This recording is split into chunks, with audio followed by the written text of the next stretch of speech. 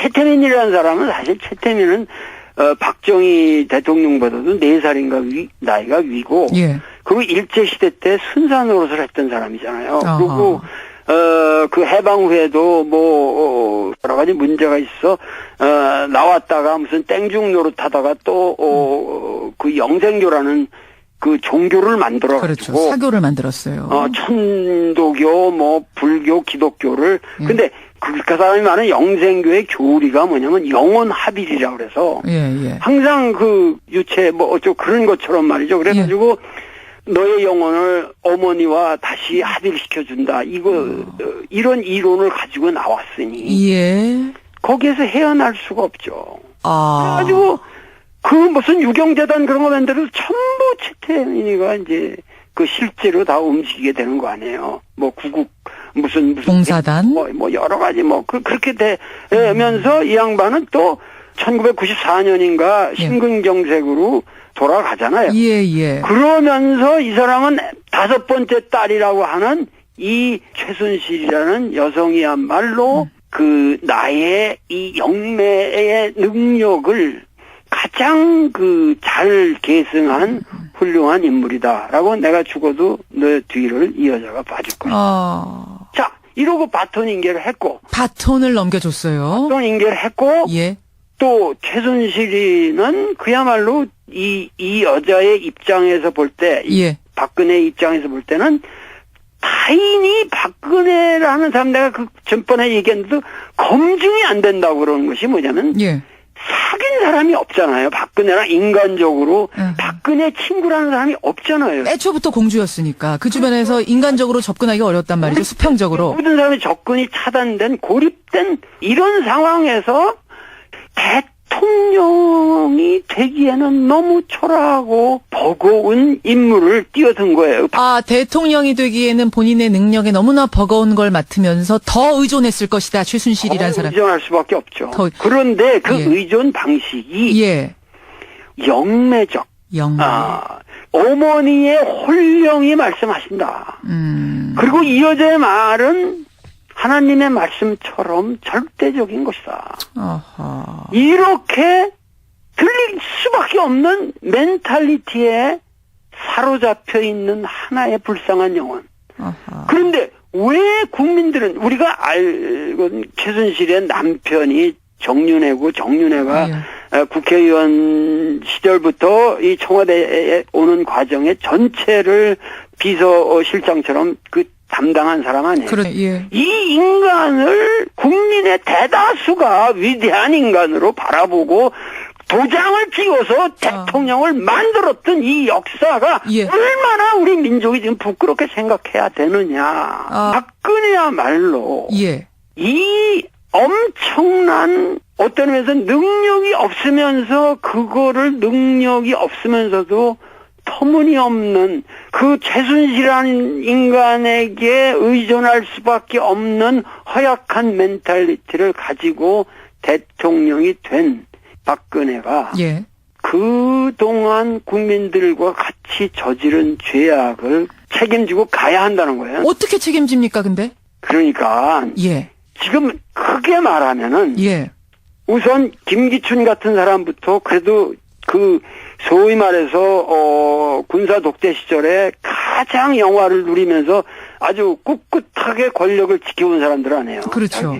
그 박정희 밑에서 그러면은 김기춘 같은 사람이 어떻게 이런 걸 다 알았다고 이런 정황을 다 알면서도 그것을 갖다가 묵인하고 공범자들이에요. 무슨 얘기냐면은 그리고 모든 보수 언론이 우리 CBS야말로 위대하지만 모든 보수 언론이 그 보수 세력들과 같이 힘을 합해서 이 여자를 대통령으로 만든 거예요. 알면서 만들었다. 이 스토리를 다 이미 공개가 된 스토리들인데 이거를 차단시키고 국민들로 하여금 눈을 멀게 한 세력이 바로 보수 언론들이라는 거예요. 근데 그 사람들이 이제는 자기들을 이 여자를 빨리 털어버려야 우리가 산다. 그것은 말이죠. 자기 책임을 회피하는 거예요. 예. 그래서 모든 죄악을 자기들이 저지른 죄악을 다 뒤집어 씌우고 나는 우리 역사가 이렇게 가면 안 된다는 거예요. 가장 중요한 것은 청와대의 모든 사람들이 책임을 지고 물러나야죠. 예. 누구 하나도 자유로울 사람들이 없다고 보시는 거군요. 빼놓고. 예. 우선 다 물러나야 되고. 물러나라.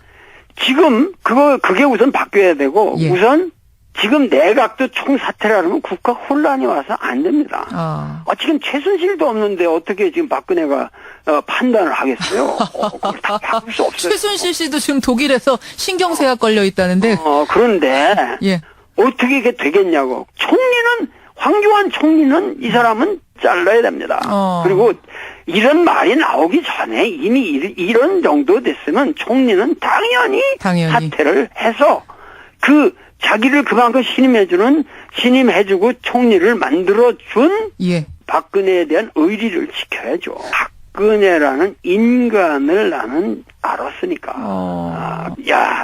이 사람은 도저히 대통령 될 수 없는 사람인데 만약에 대통령이 되면은 예. 이러이러한 불행한 역사가 전개되겠구나. 그동안 잘 땜빵 하는 것처럼 왔지만 우리가 사실 생각해보세요.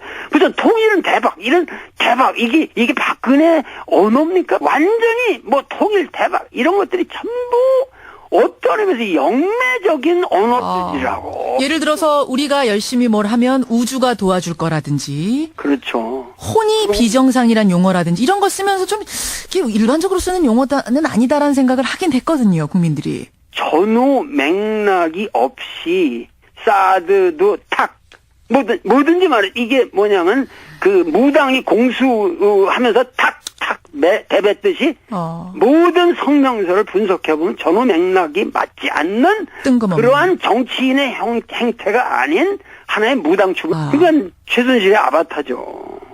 박근혜의 절대 권력이 무너진 상태라는 것은 우리 민족에게 굉장한 혹입니다. 이런 걸 통해서 우리가 짚어야 할 걸 정확하게 짚고 예. 같이 울분을 느끼면서 다시는 우리가 이러한 불행한 인간을 대통령으로 뽑아서는 안 되겠다. 자, 우리에게 필요한 것은 이것을 그야말로 우리의 죄악을 박근혜와 더불어 우리의 모든 국민의 죄악을 십자가에 못 박아야만 우리는 부활이 가능하다.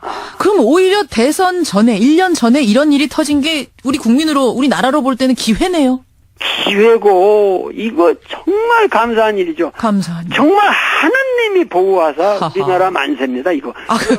그렇습니까? 그래서 우리가 이런 기회에 정말 부활해서 남북 문제도 건강하게 풀어나가야 되고 모든 것이 여태까지 그런 영매 수준에서 두 아줌마, 천박한 두 아줌마의 교감에서 전 대한민국의 입법, 행정, 사법 모든 체제가 놀아났다고 하는 이 절대 권력의 폐해를 다시 한번 절감하고 이러한 비극의 역사를 청산하는 시기로서 대선 정국을 끌고 가야 된다는 것이죠. 지금 분위기를 보면 말입니다. 최순실 씨가 인터뷰에서 그 PC 그거 내 거 아니다. 이런 이야기를 하고 새누리당 의원들 중에 일부도 사과도 하고 그 PC가 본인 거 아니라는데 뭘 그러느냐 이런 얘기가 슬슬 나와요. 네네. 이런 식으로 흐지부지 덮고 넘어가려고 한다면 그럼 그땐 어떻게 된다고 보세요? 바로 그렇게 흐지부지 덮고 넘어가려고 하는 모습이야말로 박정희 패러다임의 본면목을 보이고 있는 것이기 때문에 그거야말로 이 땅에 진정한 정의가 찾아올 수 있는 위대한 기회가 된다는 것이죠. 그 말씀은 무슨 혁명이라도 그땐 진짜 일어날지도 모른다 이런 말씀이세요? 혁명 이상의 것이 파멸이죠. 파멸일 뿐만 아니라 우선 선거로 일어날 것이고 그 다음에 국민들이 각성해서 이제는 다시 이러한 역사가 반복되어서는 아니 되겠다. 아하. 다른 차원에서 예. 국민들이 생각할 수 있는 새로운 시대가 온다. 오히려. 바로 흐지부지 덮으려는 모습이 우리 헌 정치의 본 주소다. 아. 그 모습을 그들이 스스로 드러내는 것을 우리가 두려워할 필요는 없다. 두려워할 필요는 없다. 흐지부지 덮고 넘어가려고 하면 그땐 오히려 혁명이 일어날 것이다.